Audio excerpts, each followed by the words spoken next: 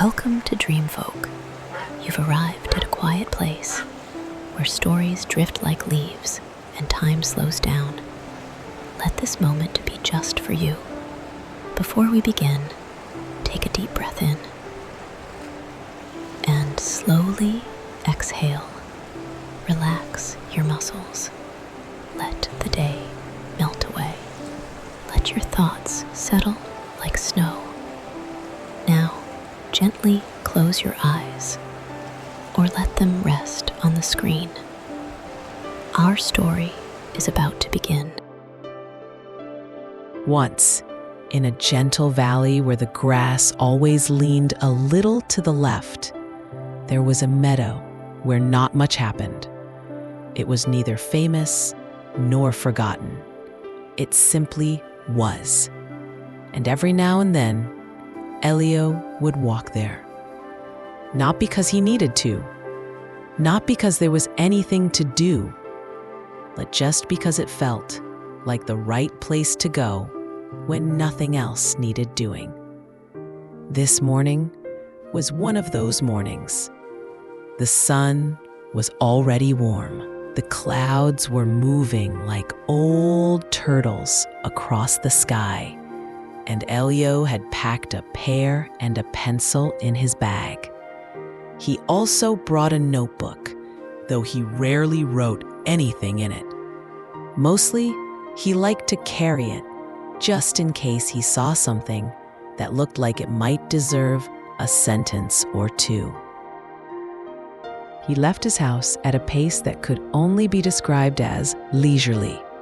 He stopped to wave at a cat who was sleeping on a windowsill.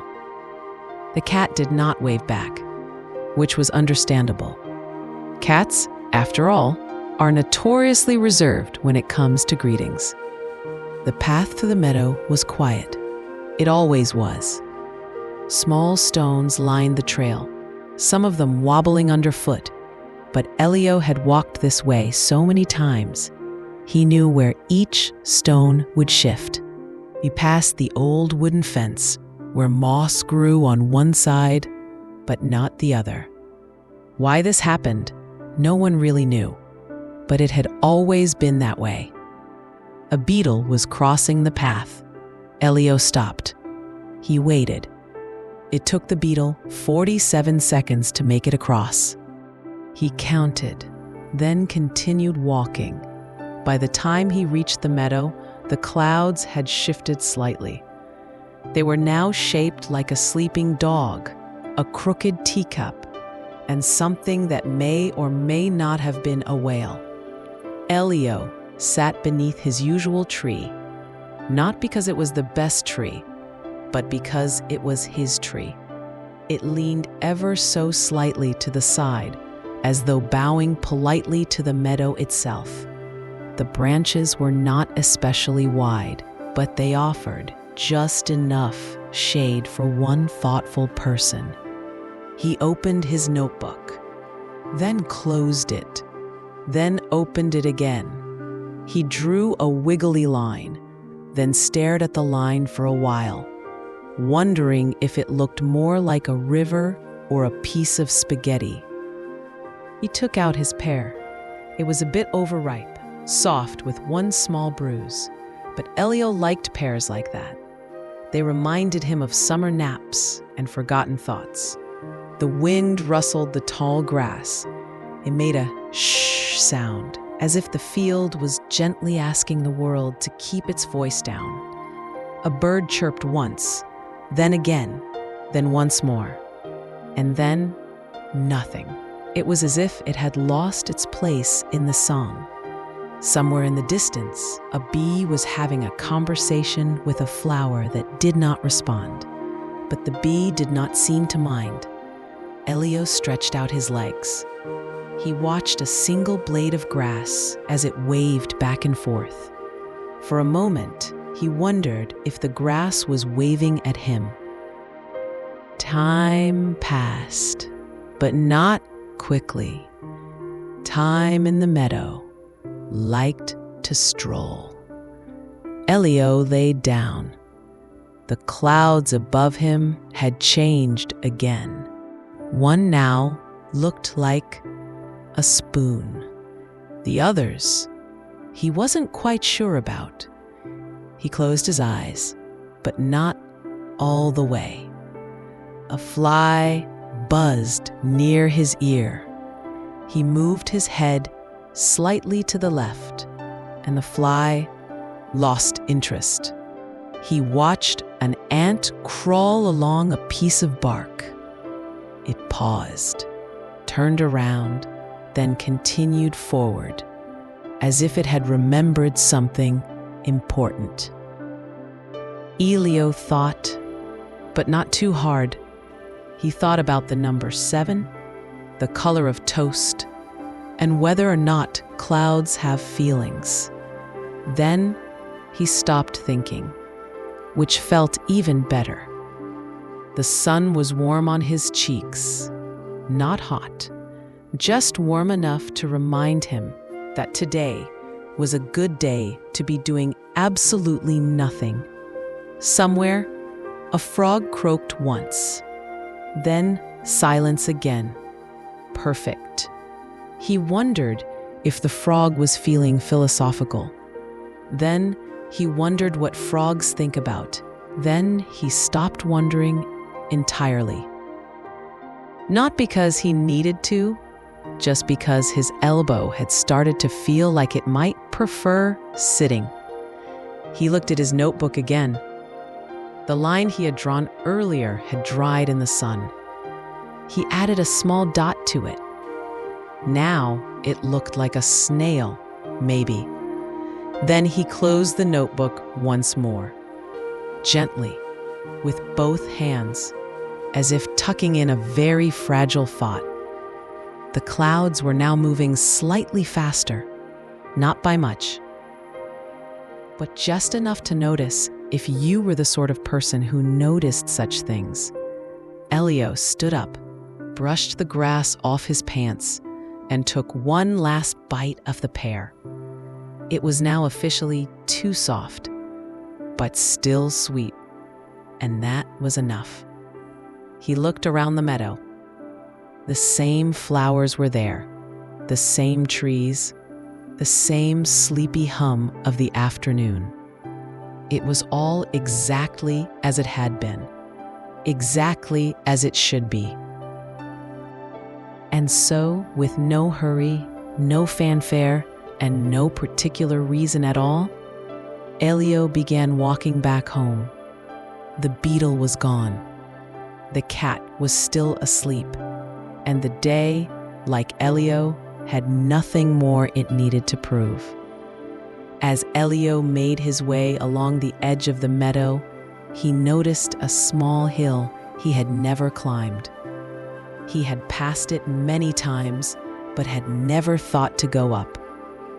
It wasn't a very big hill. It looked a bit like a sleeping turtle, if turtles were made of earth and small tufts of wild thyme. So he decided to climb it, not because he wanted a better view, not because he felt adventurous, but simply because his feet were curious. The grass on the hill was thicker. It tickled his ankles.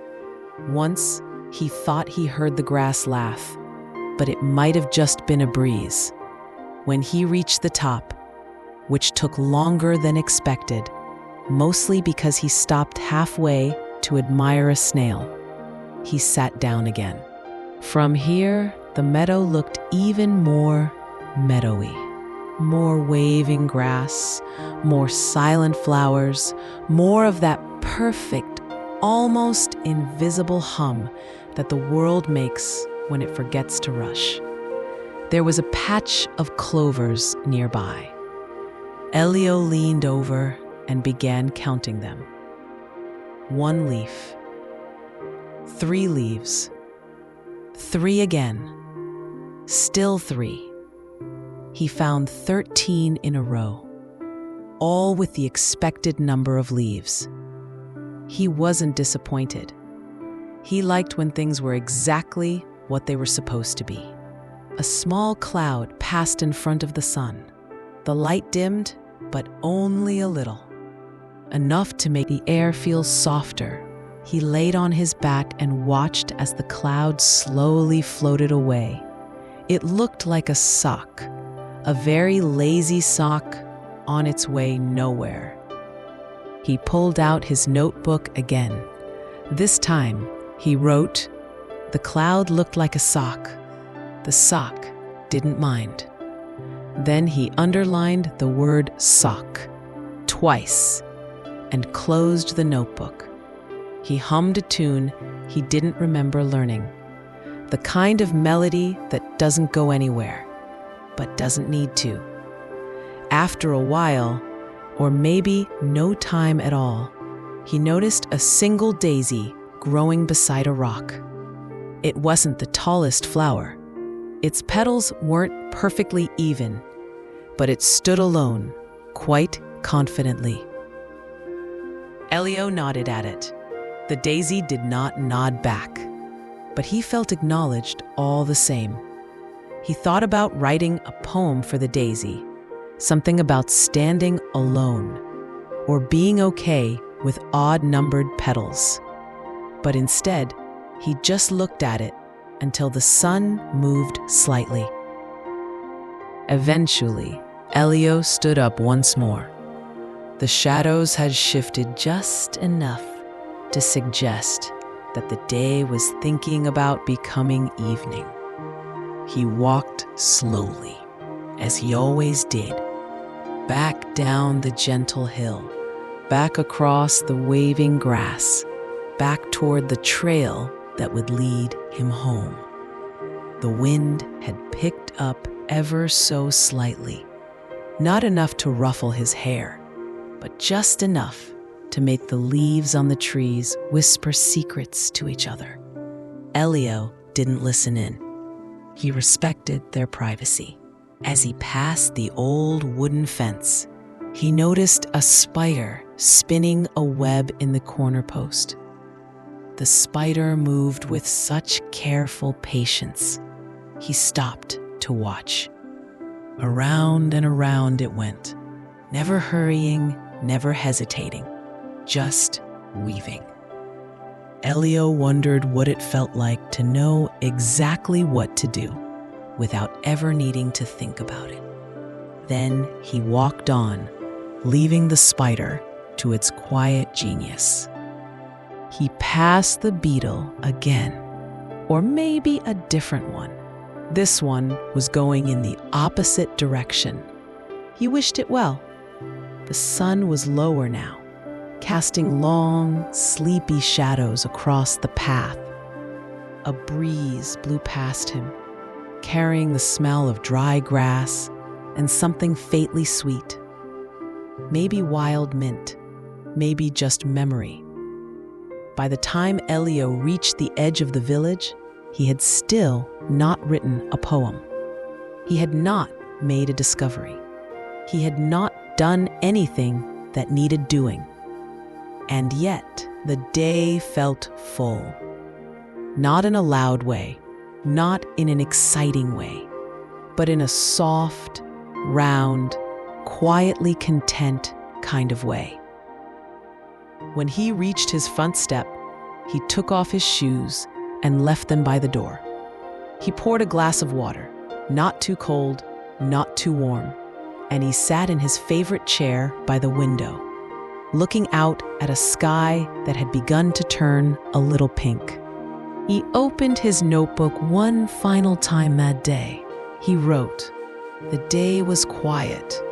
The world was kind. I think that was enough." Then he smiled. Then he yawned. Then, as the window curtains swayed in the soft, sleepy evening air, Elio closed his eyes.